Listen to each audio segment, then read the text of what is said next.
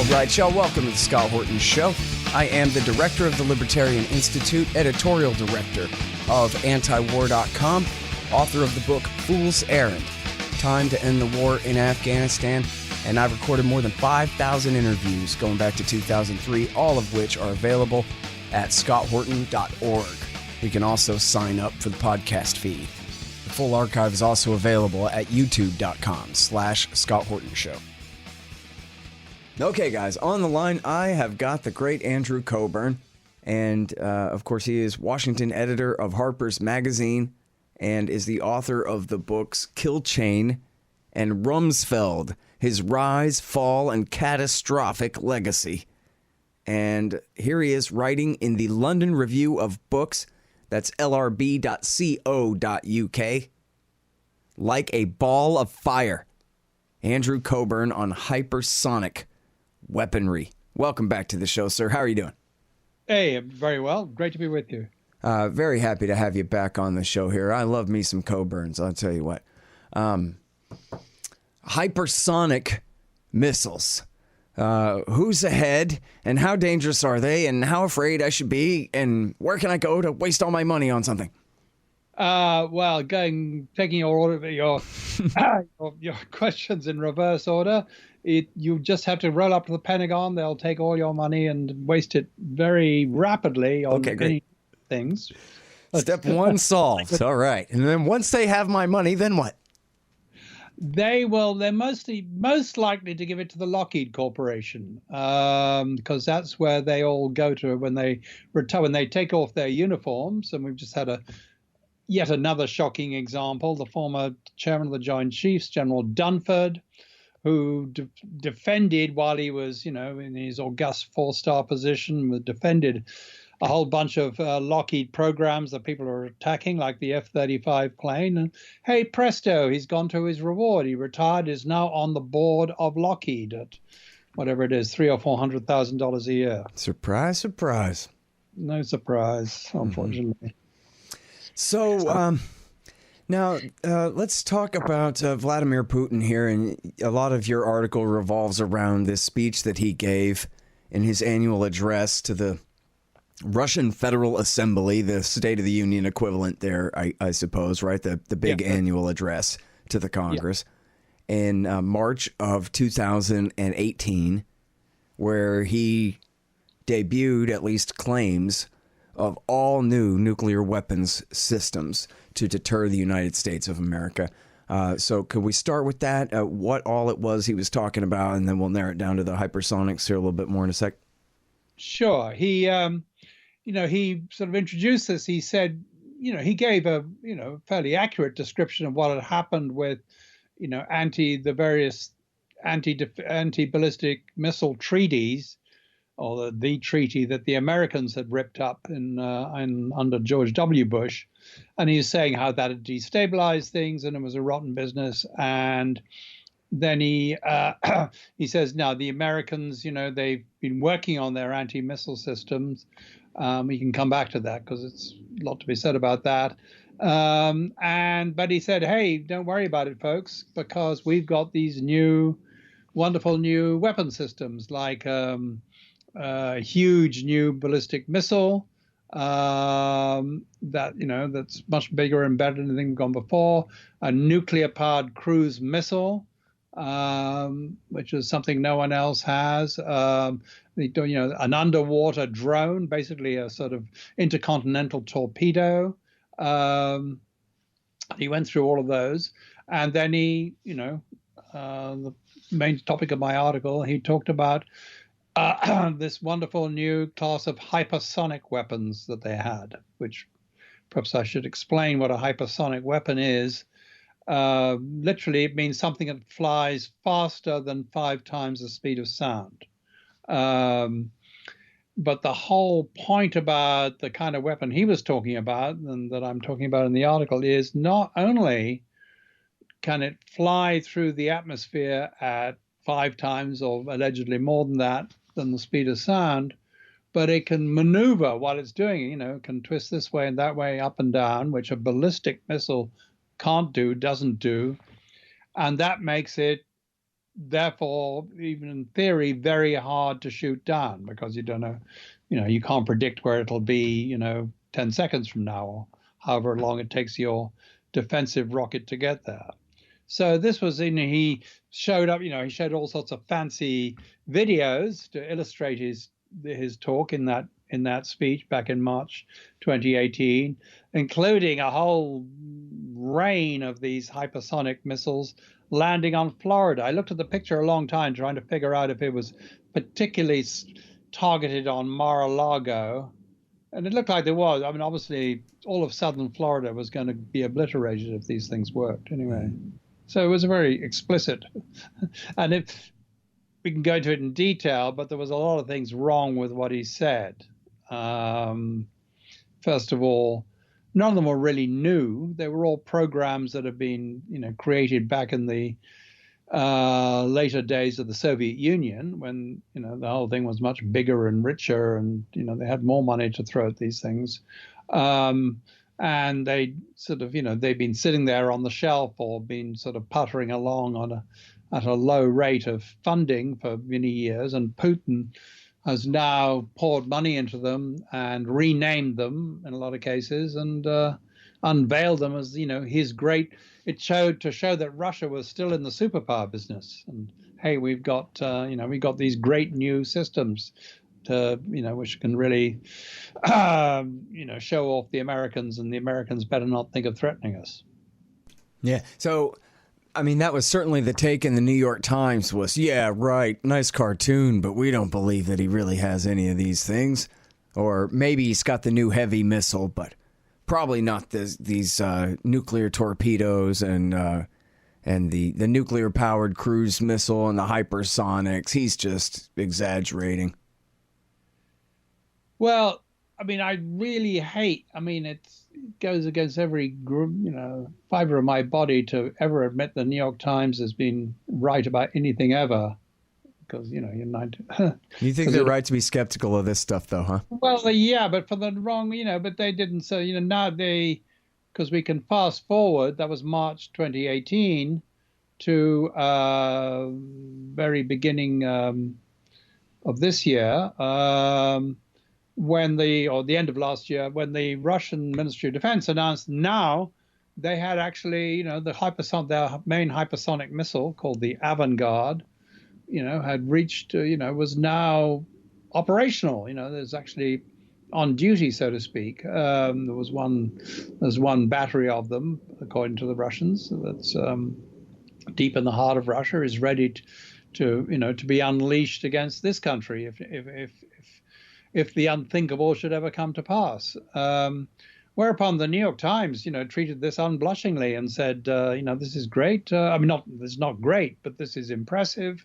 And America, their headline says, America is trying to catch up. And it was taken as a given that, the Russians had got something very worthwhile in these, if you believe in any of this stuff, and therefore that the U.S., was trying to catch up and should be trying to catch up, as opposed to saying, hey, the Russian taxpayers are being given sold on this ridiculous, this pig in a poke, and we should not follow suit. But again, the so-called logic of the arms race held that, of course, the Russians are doing this, so we have to do the same thing, which is indeed what's happening. Mm. Yeah, and I guess the incentive is always to pretend to believe the worst about Russian capabilities. And you wrote the book, I love this, back in 1981, the threat about how the Red Army in Eastern Europe, you could have pushed it over with a feather, which is apparently what happened just a few years later. Yeah, I mean, they, I remember the example I always used to cite. Yeah, you got a good memory. The example I used to cite was the Russians had this, what was then, a brand new tank called the T-72. And this was used to be written up with, sort of with bated breath in the New York Times, everywhere else, this monster tank, this brilliant tank the Russians had. And our the army would go and testify on Capitol Hill about, we need to counter the dreaded T-72.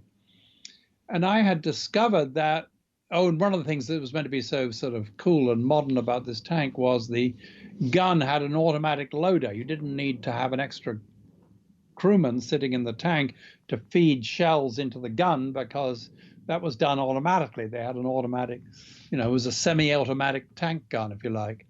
Well, I discovered that one of the it was an automatic loader, all right, and one of the things it would load into the barrel was the gunner's arm.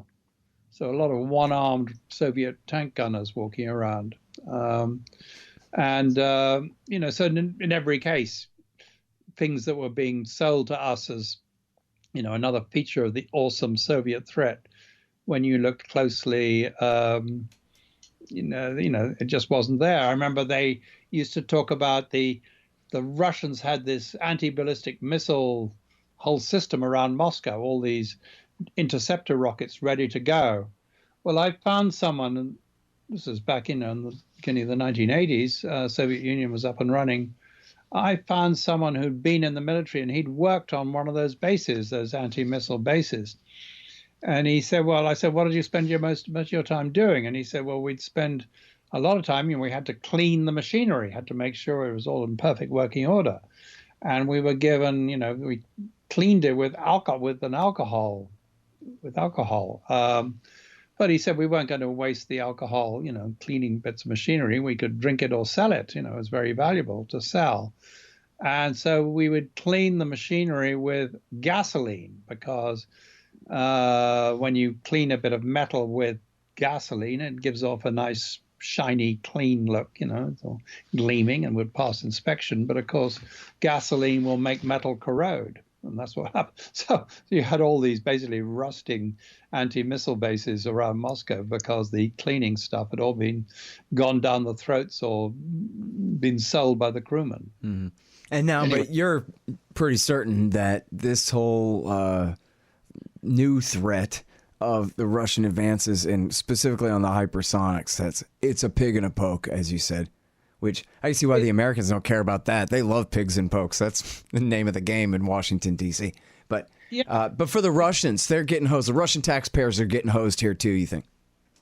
Yes, they are. I mean, Putin seems like a smart fellow, whatever you think of his morality. And so I think he probably knows this. I mean, he has a problem, many problems, obviously. But the big problem is that he has to, his country was a superpower, but now it's shrunk by almost half, and it's a lot poorer.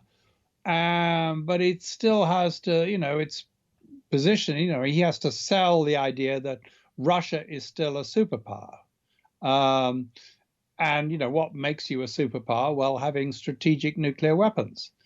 And, that's very important for him domestically, because he has to tell his constituency, the people he depends on to keep him in power, the sort of, his support base in Russia, that, hey, he's really protecting the homeland and protecting the reputation of the homeland. And what better way to do that than to, make it clear that, the Americans are still scared of us because we have all these super weapons. And so I think there was a good political logic to having this thing. I mean, he went, as I say in this article, the Avangard, their main hypersonic missile, that was first sort of laid down, put into development in the 1980s.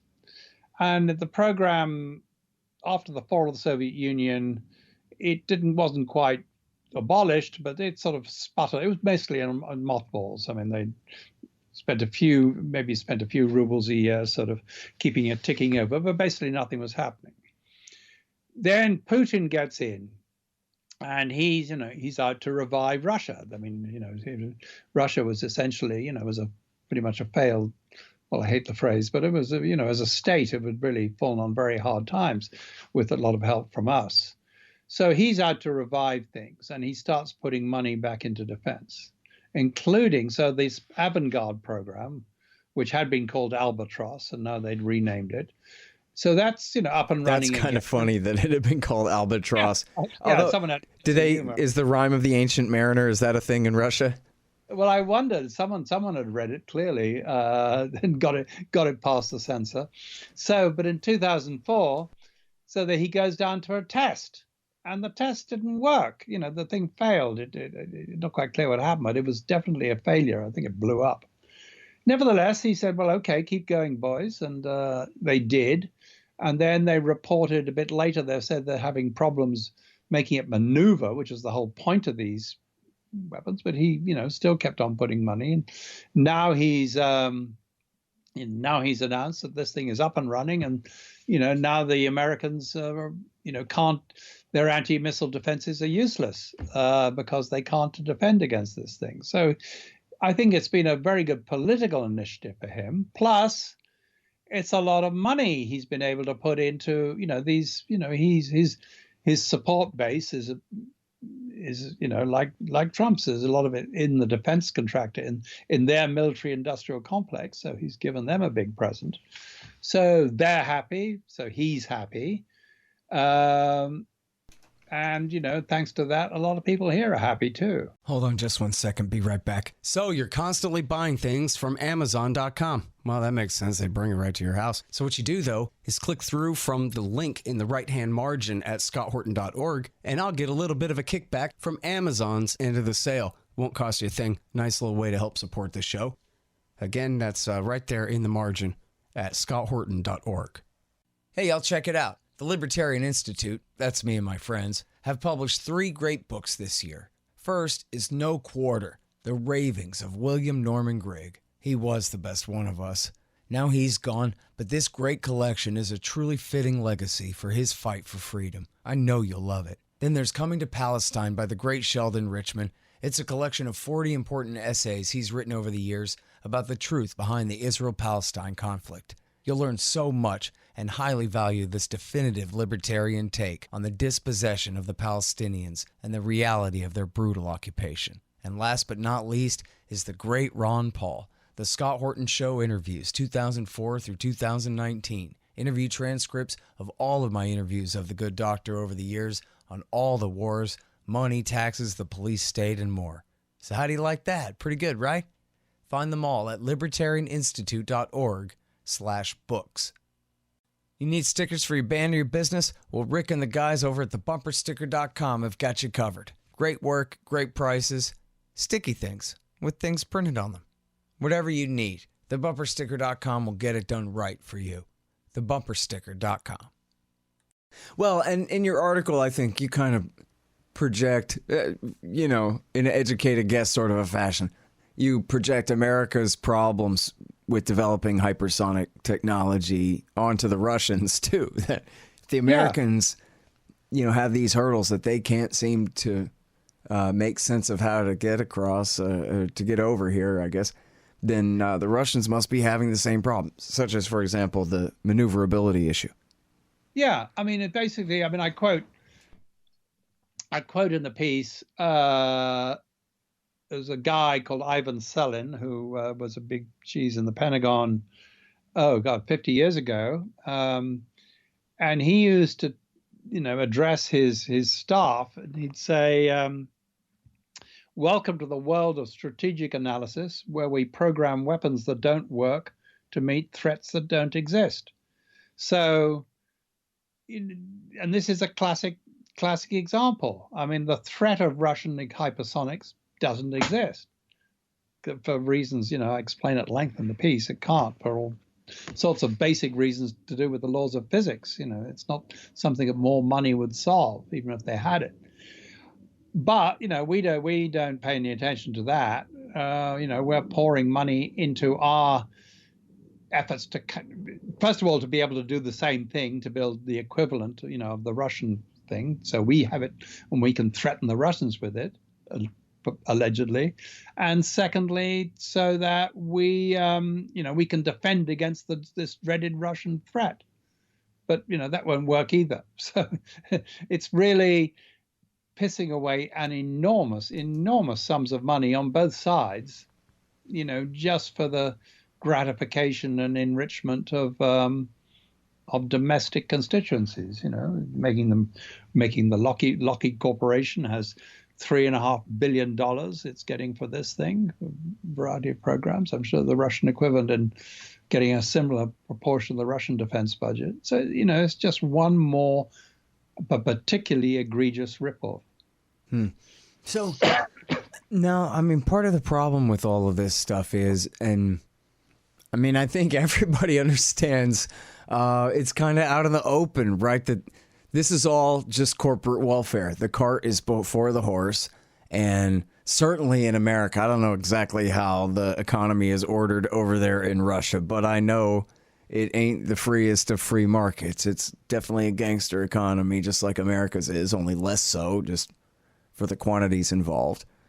But here, the whole thing is a self-licking ice cream cone. I mean, obviously, they're willing to just, go on. But then what happens, though, is strategies have to change. I mean, policies change and game theory equations get updated, and these kinds of technologies, like, for example, you said that they claim now that they've deployed a few here or there that they claim work. So then somewhere on the American chain of command, that means they have to rewrite the blue notebook that says how you respond when this or that happens and that kind of thing, right? And so... Well, not only that, they'll be saying, we've had to rewrite the blue book or whatever it is to respond to this, and therefore we need another $1 billion to do, to. But I mean, I guess what I'm thinking of is more like on the launch on warning. Now we have less time. Now we go ahead and our trigger fingers that much itchier because instead of having 30 minutes to decide, we think from launch time we only got 5. So we better always assume the worst case scenario, use them or lose them, and all that kind of deal. Like the whole game theory changes, not just cashing in on this side, but actually changing the interaction between the forces as they're balanced in the world. Yes, although I think we should never lose sight of the money. What? Right. Why? So they'll do something, or they do continually do hideously dangerous things, like what you just said, saying, well, the launch time has gone down to 3 minutes, so we have to build 30, whatever it is. It is basically 3 minutes now. The time that the Donald Trump would have to they'd give Donald Trump to make up his mind. But and therefore then that's sort of horrifyingly irresponsible. But I think the real, why do they do that? And the reason is, I think, is because, this will enhance our. I mean, if that meant reducing the budget, it wouldn't happen. I mean, do that thought experiment. Hey, the launch window has gone down to 90 seconds. Oh, that means we might as well cut out, systems X, Y, and Z. Well, that would never happen. They would never do that. So that's always my beef with people who write about American militarism and and imperialism. They always people don't forget why or don't think through why this happens, and it has to be the money. I don't think people, it's like when people talk about foreign policy. The foreign policy of the United States is, or the foreign policy of Romania is. It's like countries, countries don't have brains. People make decisions. And why do they make those particular decisions? They make them, in the foreign policy example, in terms of their own domestic political position. Trump, you in your great book, you present all the reasons why we shouldn't be in Afghanistan. Trump keeps trying to pull out of Afghanistan, and the military won't let him. But he's not doing it because he's read your book, or he should do if he could read. He's doing it because he thinks it would be to his personal political advantage, and that's why people do things. Mm-hmm. Justin Raimondo, back a few years ago, had written, this was his kind of a bit of a legacy, was coining the term of libertarian realism, which was centered around the idea that all foreign policy is domestic politics. Yes. And of course, domestic politics is all about money. I mean, even in fact, someone just emailed me yesterday about this. I ought to ask you about this because you're such an expert on all these topics, about how America pays the corporate welfare for the Israelis, and then the Israelis turn around, and it's in the deal, right? It's in writing that they have to spend a certain very high percentage of that money on American weapon systems. And so even that is all just the Iron Triangle. Well, not all, but to a great degree, that same Iron Triangle at play. Yeah, I mean, it's a topic for a different discussion, but the Israelis are now, I mean, our military industrial complexes are, excuse me, are very, almost are integrated now. I mean, the Israeli companies, and it's the same with the British, with British aircraft, BAE, it's all one seamless giant bacteria, whatever you want to call it. The combine. Yeah, it's a huge combine. Anyway, so just getting back to the point I was making, I think I was quoting my Mr. Selen on, weapons that don't work to meet threats that don't exist. I mean, in this case, it's kind of cubed because we're developing weapons that don't work to meet the threat of the Russian, hypersonic system, but that threat doesn't actually exist because the Russian system fairly clearly doesn't work or can't work. So, but the Russian system was developed to defeat the threat of our anti-missile systems, but they don't work either. So it's all these threats, it's all these things that don't work developed to meet threats that don't exist several times around. That's funny. And you're right. I mean, that is what Putin said, was like, hey, if you're going to ring my country with all these anti-missile missiles, what else can I do except step up my efforts on this side? Absolutely. In fact, it's Oliver Stone in one of the interviews, Ray McGovern likes to share this clip where Oliver Stone says, now listen here, Putin, you know that it's all just corporate welfare and these anti-missile missiles don't really work and they're just cashing checks and exploiting the American, people's generosity and goodwill. And so, can't you take a position like too cool to worry about it, instead of responding in kind?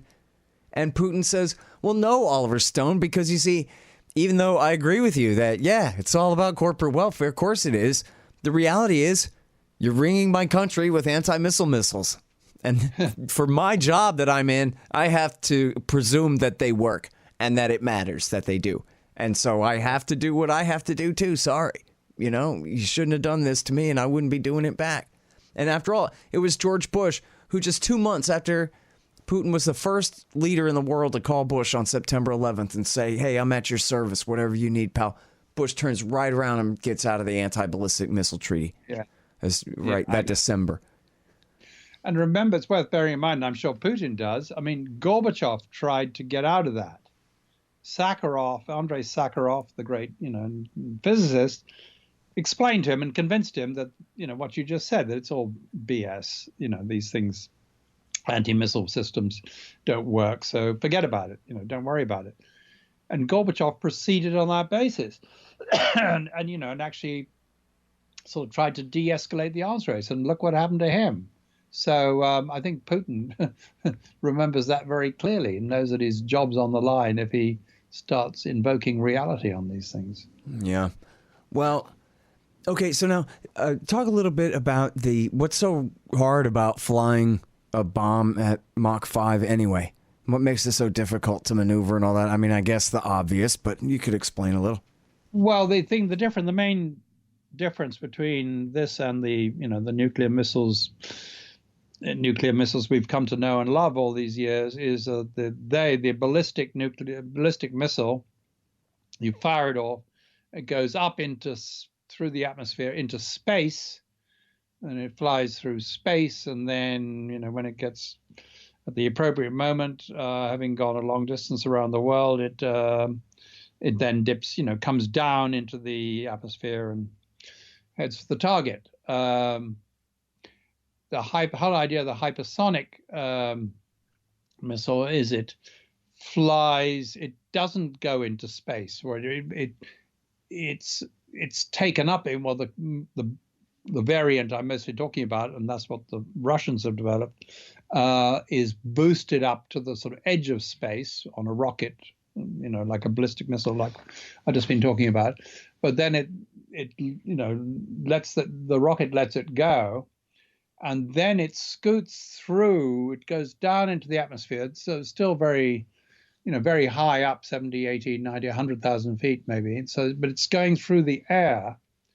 And because it's going through the air, that's what allegedly gives it the ability to maneuver, just like an airplane with, flaps on the wings, how a plane maneuvers and goes up and down, the control surfaces move and, that they enable it to maneuver. The problem is that it's going very, very fast. I mean, at least 5 times the speed of sound, and they claim, many times, many times greater than that, 10, 15 times the speed of sound. Any time you're going through air at such speeds, there's a lot of friction. I mean, you're going through something and the way that that leads inevitably to your vehicle, whatever is traveling, it heats up.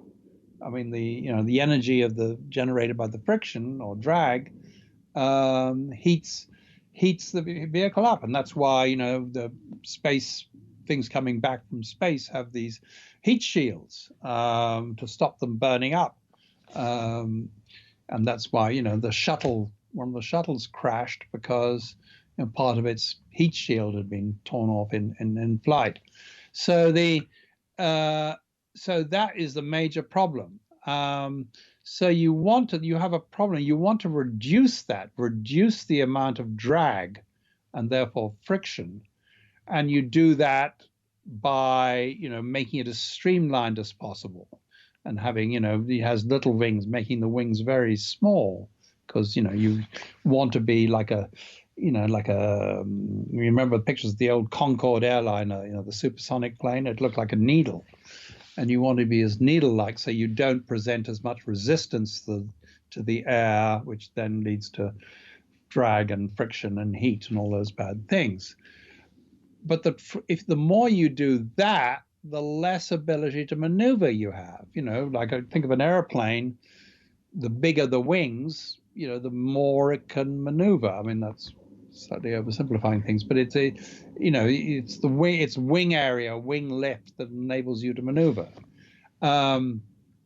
So you got two contradicting things. You don't want it to burn up, but you want it to maneuver. The more ability you give it to maneuver, the more likely it is to burn up, and the more it'll slow down. Because again, the more resistance you present to the air with your, nice nifty control surfaces, your wings, the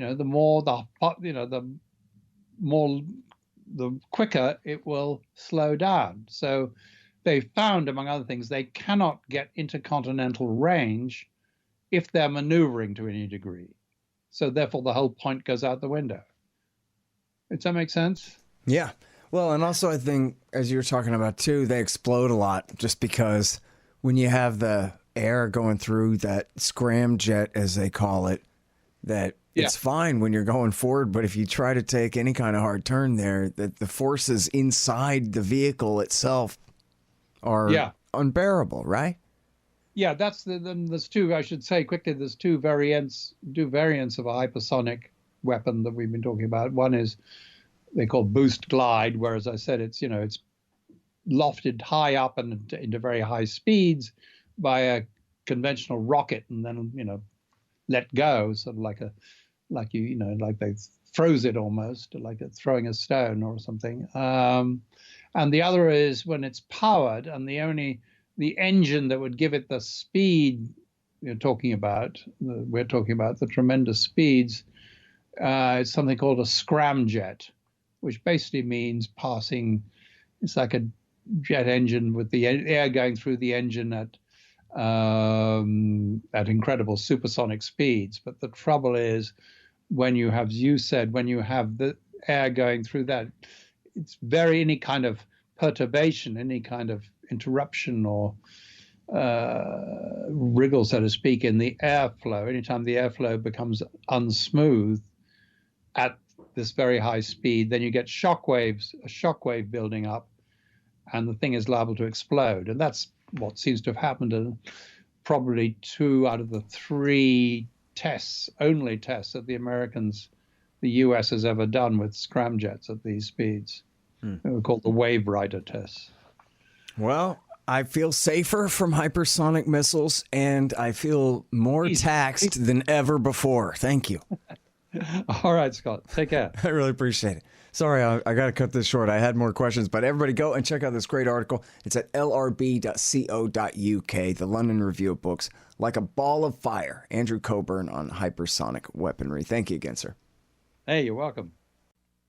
The Scott Horton Show, Anti-War Radio, can be heard on KPFK 90.7 FM in LA, apsradio.com, antiwar.com, scotthorton.org, and libertarianinstitute.org.